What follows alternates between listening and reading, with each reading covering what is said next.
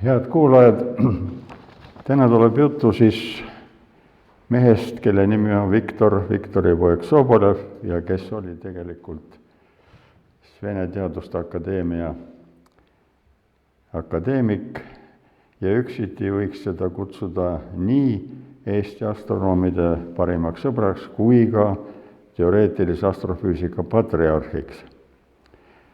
Tegelikult see mõte temast rääkida tuli mulle siis, kui ma juhuslikult raamaturõiulis panin tähele väikest brošüüri, mille pealkiri oligi Viktor Viktorovitš Sobolev ja mille mulle oli kinkinud mõni hea aasta tagasi tema parim õpilane Vsevolod Ivanov, keda meie kõik tundsime Seva nime all. Ja siis ma mõtlesin, et ma olen püüdnud kirjutada paljude kuulsate reaalteadlaste elulugusid ja miks ka siis mitte kirjutada Viktor Sobolevist, keda ma isiklikult tundsin. Viktor Sobolev sündis 2. septembril 1915 Petrogradis. Lapsepõlv möödus Kostroma kubermangus, kus tema vanemad olid keskmikud talupojad ja kuid nad kolisid 23. aastal Petrogradi eeslinna, mis siis kandis nime Uritsk, praegu on ta Liigova ja enne oli ka Liigova. See on siis linnaosa Peterburi lääneosas. Isa hakkas tööle raudteel. Sobolev lõpetas kohaliku 7-klassilise kooli, nii nagu tollal see kombeks oli, ja läks edasi õppima 41. keskkooli, mis oli üks kesklinna parematest koolidest ja enne revolutsiooni kandis ta Peterschule nime. Siin on huvitav paralleeli tõmmata, sellepärast mina lõpetasin Tallinna 2. keskkooli, mis siis, kui ta 1881. aastal asutati, oli ka Peterschule. Ja kui ta oli kooli lõpetanud keskkooli, siis läks Sobolev õppima ülikooli, Leningradi ülikooli matemaatikamehaanikat. Alguses oli ta puhta matemaatika fänn, aga noore professori Viktor Ambortsomjani mõjul hakkas ta tegelema hoopis teoreetilise astrofüüsikaga ja see jäigi tema elu armastuseks. Nii et loomulik oli, et kui ta siis ülikooli lõpetas, kohe ta asus ka tööle aspirantuuri või see ei ole nagu tööl õppimine ja kaitses kandidaadi väitekirja üsna ruttu 41. aasta kevadel energiabilanss gaasilistes udukogudes. See oli siis hindajate meelest niivõrd hea töö, et Sobolev otsustati ülikooli juurde jätta ja sinna ta jäigi kogu eluks tegelikult. Siis algas sõda ja Sobolevi tervis ei olnud vastav, teda ei saanud mobiliseerida ja teda evakueeriti siis algul Kaasanisse ja hiljem siis Kama jõe ääres asuvasse Jelabuga, ma ei tea täpselt, kus selle rõhk on, sest see on tatari nimi, ja seal ta töötas siis nagu siin mul on öeldud, väikeses toakeses, mida köeti raudahjuga ja kus istus veel teisi mehi, aga need teised olid suurmehed, nagu Fokk, Smirnov, Ambortsomjan ja ka teised. Ma ei tea, palju sinna tuppa siis neid mahtus. Ambortsomjan oli siis Jelabuga filiaali ülem ka. Seda nime me kohtame selles ettekandes päris mitu korda. Ja loomulikult tegeldi seal sõjaliste ülesannetega ja kuna Sobolevil hakkas juba siis kalduma kiirguslevi küsimuste lahendamise poole, siis temale anti selline ülesanne, et kuidas varjata siis vaenlase eest allveelaevu.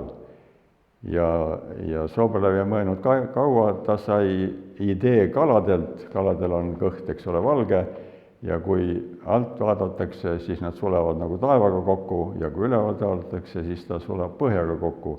Nii et tal polnud vaja eriti palju seal välja mõelda. Loodus oli selle juba ära teinud. Ja siis, aga Ambarsumjan sai nende tööde eest hiljem, muidugi tema tegi ka päris põhjalikke töid, see riikliku preemia. Nii et niisugune töö siis käis ja kui 1944. aasta jaanuaris murti rinne Leningradi all läbi, siis need inimesed pöördusid tagasi linna. Seal oli suuri muutusi, sest väga palju oli sõjas hukkunud õppejõude ja kõige suuremad muutused olid astrofüüsika kateedri sees. Ambarsumjan lahkus Armeeniasse, kus ta üsna kiiresti sai Teaduste Akadeemia presidendiks ja hiljem ka Armeenia ülemnõukogu esimeheks, nii et sisuliselt nagu presidendiks ka riigis. Ja tema ei saanud enam muidugi siis Leningradis oma tööd, astronoomia tööd teha. Ta käis ja 1947. aastal loobus ta kateedri juhatamisest hoopiski ja uueks juhatajat valiti Sobolev, kes juba 1946. aastal jõudis kaitsta oma doktoritöö. Ja see oli siis kiirgustasakaal liikuvates täheümbristes. See avaldati 1947. aastal eraldi raamatuna, mis oli suur asi ja tõlgiti ka inglise keelde. Nii et Sobolev on võtnud osa mitme raamatu kirjutamisest ja ka üksinda mitmeid raamatuid kirjutanud. Näiteks teoreetiline astrofüüsika, mis ilmus tema, Musteli ja Severnei, kes oli Krimmi direktor, Krimmi observatooriumi direktor, ühistööna. Muide, Mustel oli Eesti päritolu, ta teadis 3 eestikeelset sõna vähemalt, mida ta meile alati uhkuse tundega ütles. Ja see teoreetiline astrofüüsika tõlgiti hiljem inglise, saksa, hispaania ja hiina keelde ja on mitmes trükis ilmunud tõepoolest. Ja siis järgmine Sobolevi raamat oli puhtalt kiirguslevist ja kuna see oli mustas köites, siis see sai nimeks Must Sobolev. Sellepärast must, et mõne aja pärast ilmus tal veel teine raamat ka kiirguslevist ja see oli sinises köites, nii et see sai nimeks Sinine Sobolev. No nii et need raamatud olid niivõrd olulised tol ajal ja ka praegu, et Sobolev valiti Nõukogude Liidu Teaduste Akadeemia kirjavahetaja liikmeks. 1961–1962 oli Sobolev direktoriks ülikooli juures olevas observatooriumis, astronoomia observatooriumis, kuid see amet talle sugugi ei sobinud, sest ta oli erakordselt täpne mees ja nõudis ka täpsust oma alluvatelt ja seda ta kunagi sellise portsjonina ei saanud, et ta rahul oleks olnud, sellepärast ta üsna peatselt pani ameti maha ja tema asemele valiti teine mees. Ja kuigi Sobolev polnud kunagi elu sees töötanud Teaduste Akadeemia asutustes, vanasti Nõukogude ajal oli ju nii, et eraldi olid ülikoolid, eraldi olid akadeemia, akadeemia inimesed ei tohtinud ülikoolis tegutseda ja vastupidi. Ja siis 1981. aastal valiti ta täisakadeemikuks, see oli niisugune suurepärane asi, et seda ei usutud, et niisugune asi toimus, kuna ta ei olnud tõesti kusagil akadeemias tööl olnud. Ja veel 4 aastat hiljem antakse talle sotsialistliku töö kangelase kuldtäht. Viktor Sobolev suri 7. jaanuaril 1999 oma 84. eluaastal. Mõned päevad enne oma surma lõpetas ta kollektiivse monograafia astronoomia ajalugu Venemaal ja siis Nõukogude Liidus teise korrektuuri lugemise.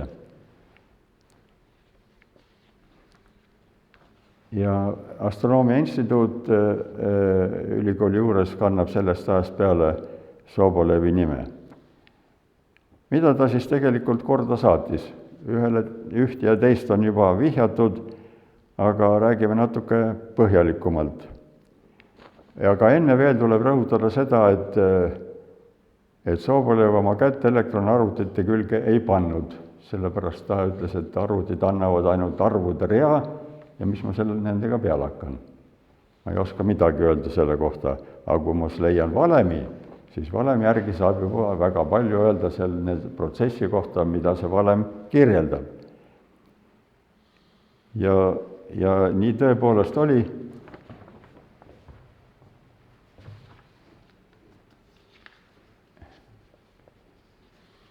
Ja siis üks väga oluline töö, millega Sobolev tegeles, oli kiirguslevi liikuvates keskkondades, tähendab näiteks niimoodi, et noova plahvatab ja kuidas siis see kiirgus levib selles plahvatavas keskkonnas.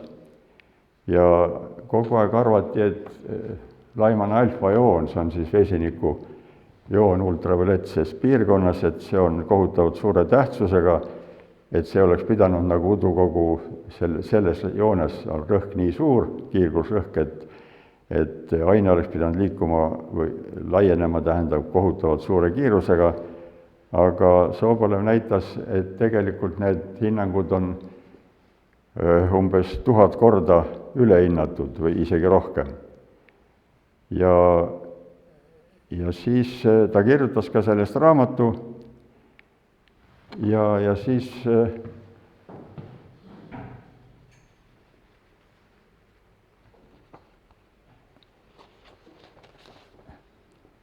hiljem Ivanov rääkis mulle, et tema õpilane, et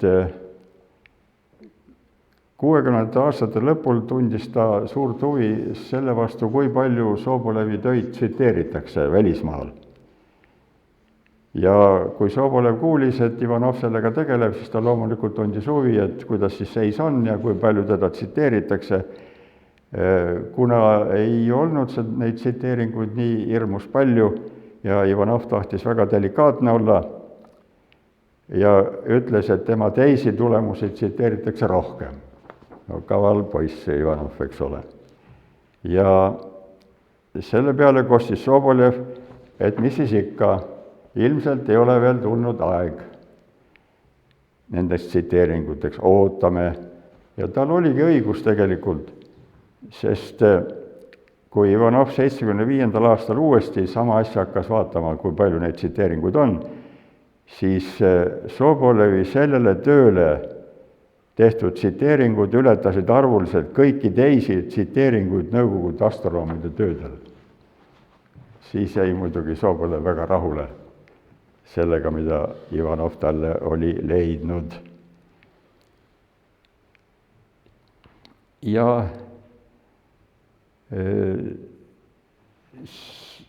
siis nagu siin juttu juba on olnud, oli Sobolev tegeles ainult nimelt astronoomiaga sisuliselt nagu paberil. Ta ise ütles, et ta pole elu sees kordagi selle teleskoobi sisse vaadanud.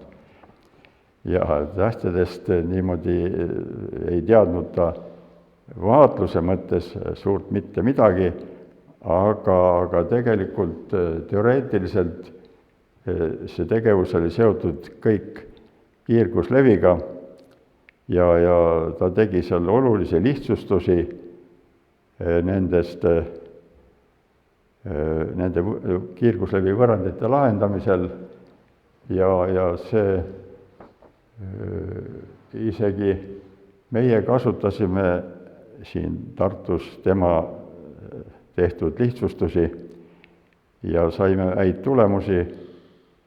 Ja kui seesama sinine Sobolev ilmus, siis meie töötaja Rein Rõõm tegi selle tegelikult siis arvutile söödavaks, see ei olnudki nii lihtne ja kui ta selle ette kandis Sobolevi seminaris Peterburis või no siis oli veel Leningradis, siis oli Sobolev väga rõõmus, et tegelikult siis ikkagi tema tööst oli palju kasu. Nüüd ma olen edasi läinud, ega ei ole midagi näinud. Aga Martsumjani pilti ma mujale leidnud, kui 100 trammise rahatähe peal. See on, Kreekas on, eks ole, drahmid, olid vanasti, ja Armeenias on trammid. Nii et see on siis Viktor, ja valesti ka A-tähe olen kirjutanud siin all valesti, Ambar. Tegelikult Ambarsumjan on ta venekeelses tekstis, kui nüüd korralikult armeenia keelest ümber panna ladina tähtedega, siis ta peaks olema Hambarzumjan. Aga see on nii raske hääldada, et ma igaks juhuks seda niimoodi välja ei kirjutanud. Nii, see on nüüd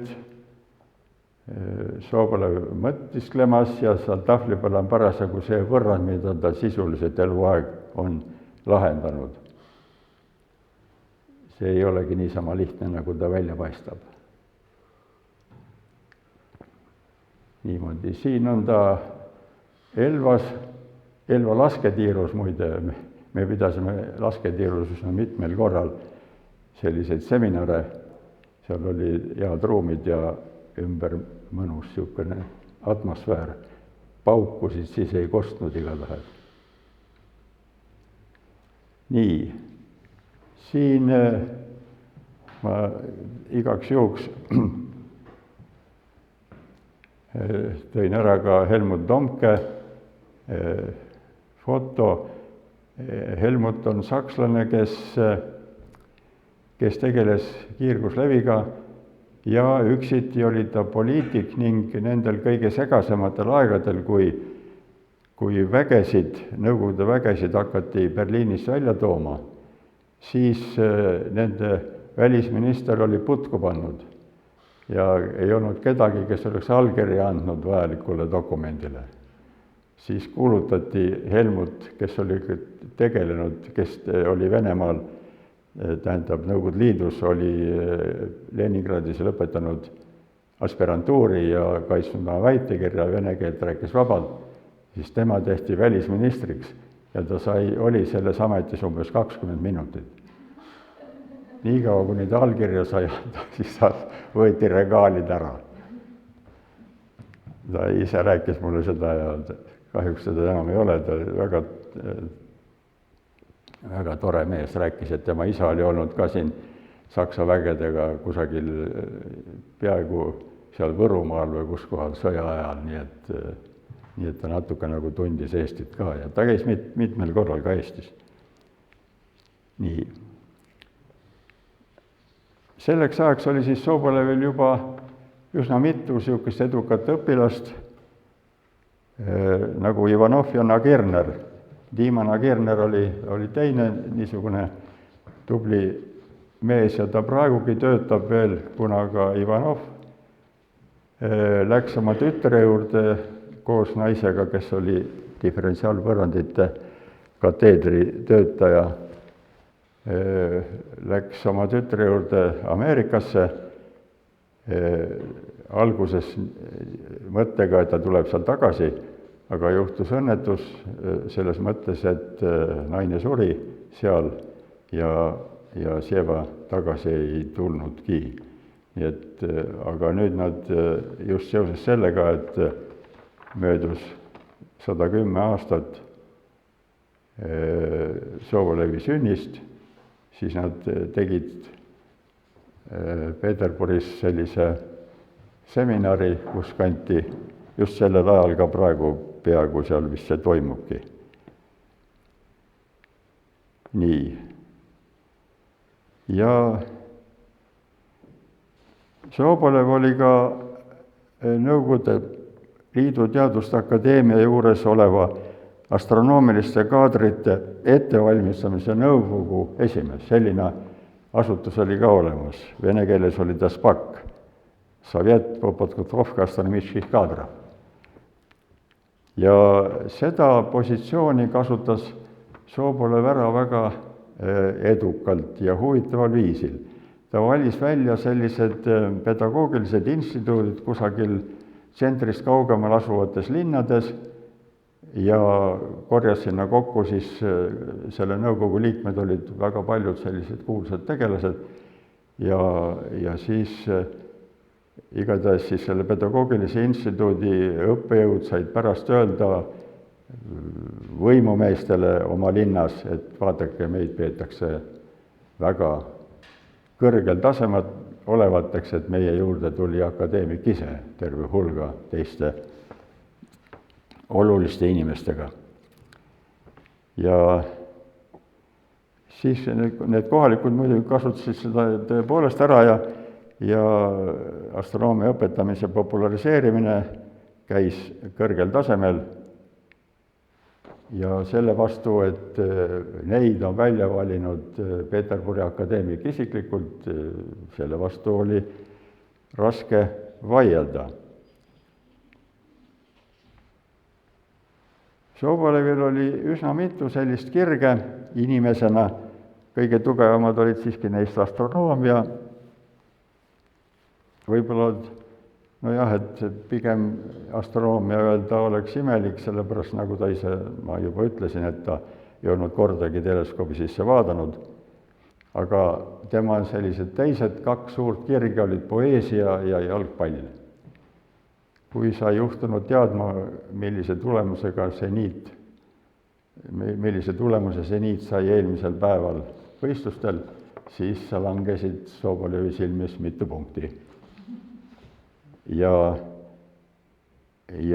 poeesia mõttes ta võis esitada peast terveid Puškini, Lermontovi või Tjutševi luuletusi.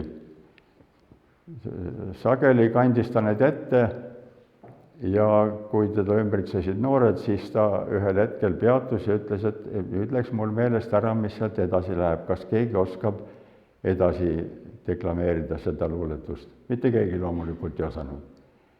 Ja Sobolev kandis selle ette lõpuni rahulikult, tal polnud mitte midagi meelest läinud.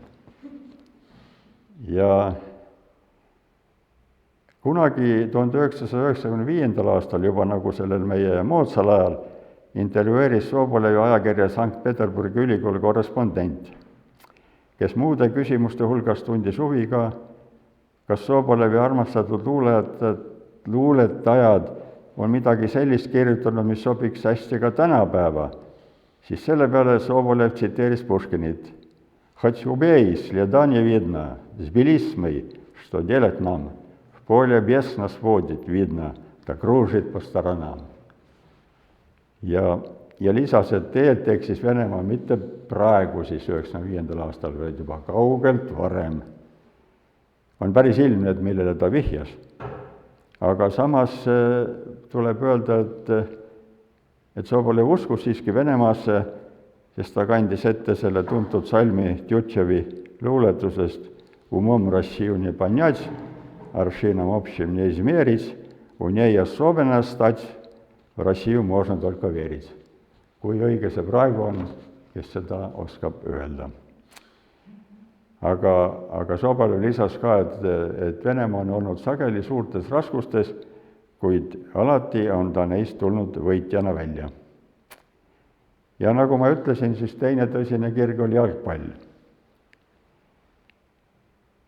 Ta oli nimelt selle seniidi Leningradi meeskonna fanaatiline poolehoidja. Ja siis sügisel ta hämmastas oma õpilasi sellega, et ütles, et äärmiselt halb suvi oli. Ja siis kõik teised õpilased ütles, kuidas nii, et suurepärased ilmad olid ju, me saime kõiki teha, sporti teha ja ujumas käia ja päevitada aga Sobolev ütles, perekond sundis mind kogu aeg jalutama, ma ei saanud laua taga istuda ja tööd teha. Nii et omapärane mees, peab ütlema.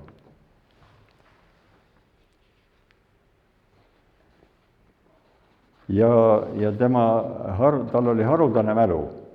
Selle kohta rääkis Vidjasev, kes hiljem sai selle observatooriumi direktoriks, et kui ta oli aspirant, siis ta pidi oma ühte artiklit 14 korda ümber tegema. Ja kuna Sobolev ei jäänud rahule, ütles, et kehv on ja tuleb ümber teha ja kui ta tegi 15. variandiga läks Sobolevi juurde, siis Sobolev ütles, et 14. oli parem. Mille peale Vitjasev ütles, et seda 14. varianti tal alles enam ei ole. Ja siis Sobolev ütles, assoo, et ei olegi või. Ja hakkas tsiteerima seda täpselt sõnad niimoodi, nagu see oli olnud. Ja selle Vitjasevil jäi ainult üles kirjutada. Nii et täiesti fantastiline kuju. Kunagi 40. aastatel süüdistati üht Leningradi ülikooli astrofüüsika aspiranti antipatriootlikkuses, sest tema töödes oli liiga vähe viiteid Nõukogude teadlastele. Selline formuleering oleks võinud aspirandile väga palju paha teha, paremal juhul teadusest minema jäänud, aga halvemal juhul hoopiski koonduslaagrisse võinud saata. Ja Sobolev soovitas sellel uurimiskomisjonil otsuses muuta ainult ühte sõna, et antipatriootilise asemel kasutada sõna mittepatriootlik. Ja see päästis aspirandi eksmatrikuleerimisest ja võib-olla ka tõepoolest koonduslaagrist. Tema õpilased meenutavad siiani sageli sellest, kuidas Sobolev tsiteeris Epikuurose kuulsat lauset tänu jumalatele, et maailmas on kõik tähtis lihtne, aga kõik keeruline ebatähtis. Ja ta oli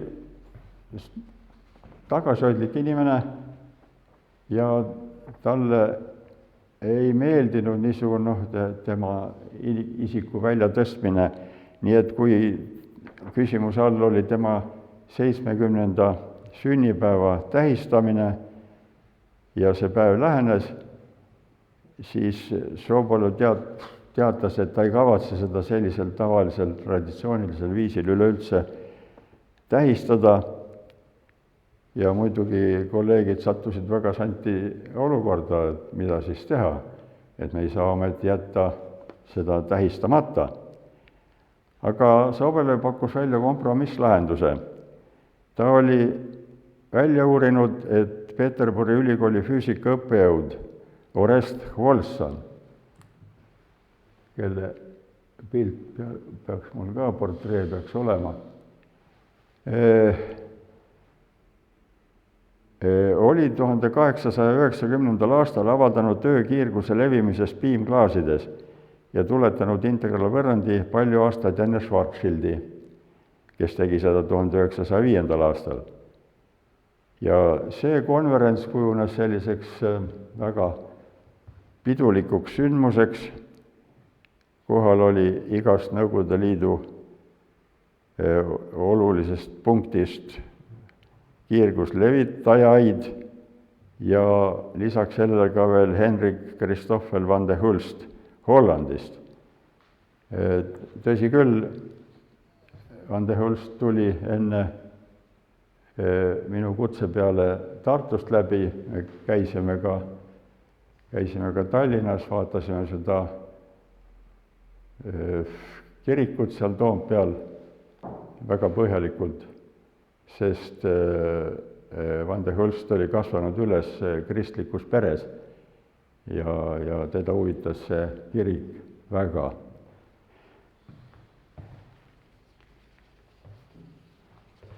Nii. Siin on nüüd siis trepil peaaegu kogu see seltskond, kes oli sellel 100-aastase kiirgusvõrrandi juubeli tähistamise üritusel. Ja siin on van de Hulst on siin, seisab siin. Sobolev on siin, see on Miinin, üks tema õpilasi ja siin on praktiliselt kõik need on tuntud või vähemalt mulle tuntud inimesed. Nii. Sobolev ei käinud oma elus mitte ainsamatki korda välismaal, sest ükskord, kui teda Ameerikasse kutsuti, siis ta hakkas isegi asja ajama. Aga kui ta kuulis, et ta peab 12 iseenda fotole kirjutama ilusa käekirjaga oma täieliku nime, siis ta viskas kõik pildid prügikasti ja ütles, ta ei sõida mitte kuskile. Ja tõi näiteks tsaariaja, kus välismaale sõiduks oli tarvis öelda vanemale kojamehele, just nimelt vanemale kojamehele, et sa tahad sõita. Vanem kojamees läks politseisse ja tuli järgmisel päeval tagasi vastava loaga, et inimene võib sõita. Või õigemini välispassi, mitte loa. Ja kõik, nagu ta ütles, et mitte mingisugust alandamist rajooni komiteedes, kus ta oleks pidanud valvel seisma puitunud kommunistide ees ja vastama nende küsimustele NLKP ajaloost. Kajastunud ta kunagi parteisse. Ja mitmel korral prooviti teda marksismi-leninismi õhtuülikooli ajada. Aga nende käest ta küsis, et mispärast ma sinna peaksin minema? Mida nad mulle oskavad õpetada ja tsiteeris Marxi Kapitali peast. Terveid lõike. Ja samuti ei võtnud ta osa ka atompommi valmistajate tööst, sest kui ta sai Berialt kutse, siis sellele oli lisatud ka nimekiri, kellele teistele on kutsed saadetud. Ja Sobolev sai otse kohe aru, mis probleemidega tegelema hakatakse ja sinna koosolekule ei läinud. Edaspidi teda muidugi enam ei kutsutud ka. Ja tänapäeval on muidugi kõik, mitte kõik, aga väga paljud teavad seda, füüsikud eriti, kui tähtis on pommi valmistamisel osatada lahendada mitmeid kiirguslevi ülesandeid, näiteks uraani või plutooniumi kriitilise massi arvutamiseks. Aga nii tark ja ettenägelik teadlane ei tundnud tavalist elu mitte üks rahas. Vitjasev mäletab, et kunagi Sotšis oli tal vaja osta toitu ja ta pidi küsima Sobolevi käest raha selleks, kuna tal endal ei olnud. Ja Vitjasev pärast rääkis, et ta sai Sobolevi käest 20 korda rohkem raha, kui nende toiduainete ostmiseks oleks vaja olnud. Nojah, aga tal polnud ka igapäeva muresid, sest algul hoolitses tema eest ema ja hiljem õde, sest ta kunagi ei abielunud. Ja nüüd võib-olla oleks ka õige aeg meenutada mu enda kohtumisi Soboleviga. Esimene kord oli kas 66 või 67, igatahes ma olin sõjaväest juba tulnud ja Leningradi astronoomid olid meil külas. Mäletan seda, et Ivanov kirjutas tahvlile integraali, kus integraali ülemine piir ja samuti muutuja olid tähistatud X-iga mõlemad, mida reeglina kunagi ei tehta.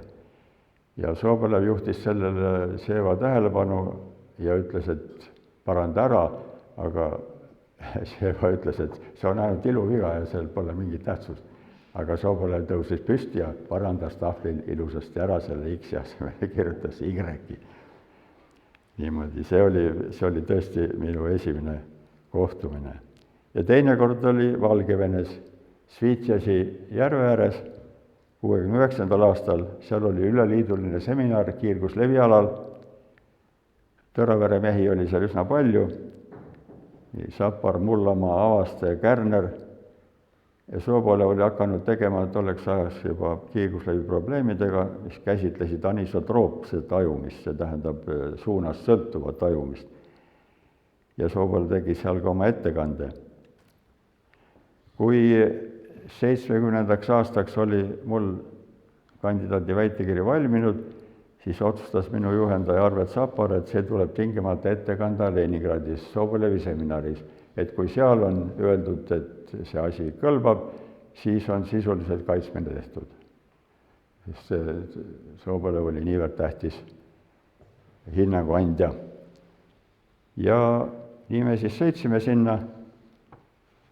Astronoomid olid siis veel Vassili saare peal 10.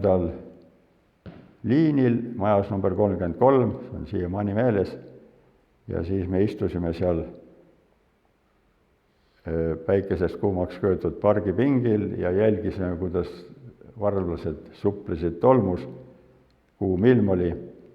Ettekanne läks hästi, aga Sobolev tegi märkuse, et teoreetiliselt on küll see asi olemas, aga numbrilisse rehkendusi ei ole tehtud. Ja nii see tõepoolest oli ja ma lubasin seal, et ma teen need lõpuni ja tuleb öelda, et siiamaani on tegemata. Aga kiirguslevile ma siiski jäin kogu eluks truuks. Ja sellest esinemisest sai selline traditsioon, ma käisin mitu aastat järjest, 5 aastat kindlasti, sõitsin õhtuse bussiga Leningradi öö läbi, sõitsin hommikul kell 7 olin seal, kõik normaalsed inimesed veel magasid ja poed olid kinni ja siis mul ei jäänud muud üle, kui kõndisin mööda Nevskit edasi-tagasi, nii et ma ei tea, kui palju kordi ma olen seda mõõtnud selle tänava pikkust. Ja siis algul oli siis see Vassili saarel oli see esinemine, aga hiljem viidi ju need reaalained kõik üle Peterhofi, siis tuli sinna rongiga sõita ka veel. Ja lõpuks me jõudsime siis, vist Sobolevi ettepanekul jõudsemegi sellisele järeldusele, et selliseid seminare tuleb laiendada, et iga-aastased seminarid algasid 1 aasta Leningradis, teine aasta Tõraveres, ja siis enne veel, kui Nõukogude Liit ära lagunes, jõudsime me seda laiendada ka veel Baltimaadele, tähendab nii Leedu astronoomid ja Läti astronoomid olid siis ka selles seminaris koos. Ja praegu on see kõik juba ajalugu ja sellest on muidugi väga kahju. Aga siis üks selliseid meeldejäävamaid kohtumisi Soboleviga oli mul Delavi linnas Gruusias, Kaheetia pealinnas. Ja sinna kogunes siis see SPAK, mida ma enne ütlesin, see astronoomiliste kaadrite ettevalmistamise nõukogu koosolek. Kuna Arvet Sapar oli meil selle liige, siis tema pidi sinna minema, aga ta ei tahtnud ja ma küsisin, et kas ma võin siis ise minna ja Arvet ütles, et kui Sobolev nõus on, siis võib küll. No Sobolev oli nõus ja siis ma sinna ka sõitsin. Ja mõnes mõttes oli see ka õigustatud, sest ma olin selle meie Tõravere kandidaadikraadi kaitsmise nõukogu sekretär. Ja siis ettekandja oli Leningradi astronoom Gagarin Torn, kes oma ettekandes ütles, et sellel aastal konkreetselt kaitsti Eestis 8 kandidaaditööd ja Peterburg või Leningradis ainult 1. Sellepärast Sobolev sai maru vihaseks ja küsis minu käest, et kas te seal Tartus olete kõige targemad või mis. Aga siis ma olin muidugi targu vait, et ei hakanud seal vaidlema ka seletama. Õhtul oli bankett ja toodi kohale veinipudelid, need suured, need 750 grammised, mis olid niisugusel jumalat teotaval viisil ajalehe paberist nutsakutega kinni pandud, see oli korgiks pandud. See oli õudne pilt minu arvates, aga sees oli jumalik vein. Ma ei ole kunagi paremat veini joonud kui seal. Ja siis, kui Sobolev oli ka juba napsu võtnud, siis ta tuli minu juurde ja poolest saadik vabandas, et ta niisuguse lause oli välja öelnud. Ja siis palju aastaid hiljem, kui Jaan Einasto meil oli alustanud Lõuna-observatooriumi rajamist Usbekistani, ja tellinud Leningradi ülikooli juures olevast konstrueerimisbüroost, seal oli tõesti üks niisugune organisatsioon, 1,6 meetrise teleskoobi, mis oleks siis olnud 10 sentimeetrit suurema läbimõõduga kui meie praegune teleskoop. Aga see teleskoop muidugi kunagi reaalsuseks ei saanud, raha ta nõudis, aga Nõukogude Liit kadus ära. Ja siis, kui me ükskord Jaaniga Leningradis olime asjade seisu kontrollimas, siis nurus see teleskoobi valmimise eest vastutav, observatooriumi direktor oli vist isegi siis, nimega Babajanjans, nõudis meie instituudi käest 100 000 rubla. Kuna me olime siis jõukad tegelased, siis selle raha ta meie käest ka sai. Ja Sobolev küsis pärast minu käest, et miks ma seda tegin. Ma ütlesin talle, et ma tahtsin teie teleskoobi ehitust ikkagi elus hoida. Ja Sobolev vangutas selle peale pead, aga siiski rohkem ta mind selle küsimusega ei tülitanud. 80. aastate algusest tundsin ma suurt huvi invariantsusprintsiipide vastu kiirguslevis. Nendega tegeles juba Amborsovjan omal ajal ja hiljem ka hindu Chandrasekhar. Ja et selgitada, mis asjad need on, siis vaatleme mingis tasaparalleelses homogeenses keskkonnas levivad kiirgust, olgu selle allikaks näiteks keskkonna välispinnale langevad päikesekiired. Eraldame selles keskkonnas mingi kihi ja vaatleme sellest kujunevat kiirgus välja. On selge, et kiirguse mõttes tajub see kiht ümbritseva keskkonna mõju vaid talle langeva kiirguse kaudu. Ja kui me selle juttu nüüd, selle lause paneme matemaatika keelde, siis olemegi saanud invariantsusprintsiibi. Ja enamasti oldi huvitatud kihist väljuva kiirguse leidmisest ja sisemisele kiirgusväljale siis selle keskkonna sees pöörati tähelepanu harva. Mul tekkis mõte proovida kasutada neid Chandrasekhari printsiipe ka kiirgusvälja leidmises keskkonna sees. Mõtlesin välja kole keerulise skeemi, kuidas seda teha. Kirjutasin sellest artikli ja saatsin Armeenia ajakirja Astrofisika. Aga see oli niisugune ajakiri, kus oli tarvis retsensiooni ja nad saatsid Sobolevi juurde minu artikli retsensiooni saamiseks. Pärast ma kuulsin, Sobolev mulle kunagi ise sellest midagi rääkinud, aga teiste käest kuulsin, et Sobolev oli öelnud, et ma ei saa mitte midagi sellest Viigi tööst aru, aga paistab, et tulemused on ikka õige. Ja laskis selle läbi, selle artikli, ja siis tollal oli niimoodi, et see armeenlaste ajakiri tõlgiti inglise keelde ja mulle maksti selle eest valuutas isegi. Ja ma sain naisele õmblusmasina osta. Mingi kasvu on mul ka endast kiirguslevist olnud. Ja hiljem ma muidugi mõtlesin veel ja suutsin selle hirmus keerulise asja teha palju lihtsamaks. Ja üks meeldev kohtumine, ja see oli viimane, toimus Pulkovo observatooriumi 150. aastapäevale pühendunud pidulikul üritusel Pulkovo aktuse saalis. Seal oli nii, et neid õnnitlejaid ja tervitajaid oli niivõrd tohutult palju, et igale inimesele anti ainult võimalus öelda kas 1 või 2 lauset, aga mitte rohkem. Ja mina siis